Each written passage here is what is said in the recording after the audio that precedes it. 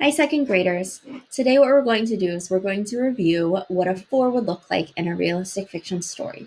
Remember, our goal as second graders is that we'll earn a 3. And so, a 4 is if you're earning a 3, we want to push and make our writing even better. So, we've already learned about what a 1, a 2, and a 3 look like. If you aren't sure or you want to review it, you can watch one of those other videos that goes over the realistic fiction stories that earn a 1, 2, or 3. I want you to think about your writing as well and think about where is your writing? Would you earn a 1, a 2, a 3, or a 4, and why? Really thinking about can you explain how you know?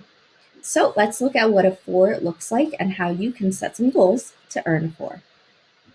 In a 4, the author wrote a beginning to help the readers know who the characters were and what the setting was. Worked to write a well-written ending, can see what's happening to and in the characters, uses paragraphs to organize the writing or organize the story, uses commas to help readers pause in writing. The ending wraps up the book and gives readers a next step, and the dialogue is correctly shown using quotation marks and commas. So we're going to be revisiting the same story about Billy and Banjo as they go to the mountains to hike, but let's see what some of those differences are. I want you to think, can you find some of those differences first? And then we will also discuss. What a beautiful day, Billy said as she looked outside. It was the first warm day of spring. The flowers were blooming and the sun was shining. Billy decided that it was a perfect day for a hike. Her stomach was filled with butterflies. She looked at her best friend, her dog, Banjo. Banjo, let's go for an adventure. She gathered her gear and Banjo, and Billy jumped into her car. As they drove, they noticed the mountains were as white as cotton with snow. Billy was singing loudly to a song on the radio. Ain't no mountain high, she sang, as Banjo paced back and forth in the back seat.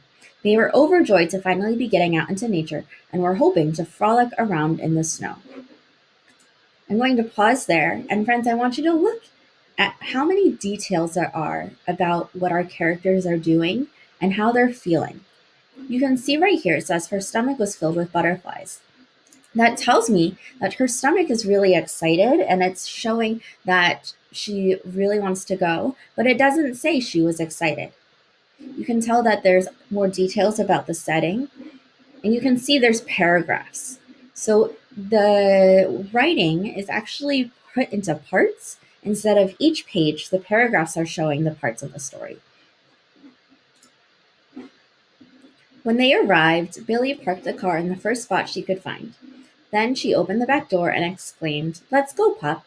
Banjo sprung out like a jack-in-the-box. She grabbed her backpack and looked at Banjo, who was grinning from ear to ear. Finally, they were ready to go. But just as they started walking on the trail, notice we can see Banjo was grinning from ear to ear, and that tells us how excited Banjo is. Splash! Down came the rain. Billy was an adventurous hiker, but she was also forgetful. She left her raincoat back home.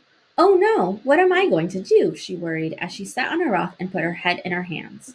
She felt so disappointed that the rain was ruining her plans. She closed her eyes and swallowed as she could feel the tears coming to her eyes. You can tell she's very upset right here, but it doesn't say she was very upset. Suddenly, Billy saw Banjo hopping through the woods like a deer. Banjo looked so carefree that Billy thought, why should I let a little rain ruin our fun? She stood up from the rock, grabbed her backpack, and ran to catch up with Banjo. Billy learned that things don't have to be perfect to enjoy nature and the company of friends, as her heart filled with joy. So you can see, friends, there's a lot more detail. The ending wasn't just the lesson. There was more to the ending and included feelings as well. We knew exactly what the characters were doing and what the setting was at the beginning. There were paragraphs to organize the story.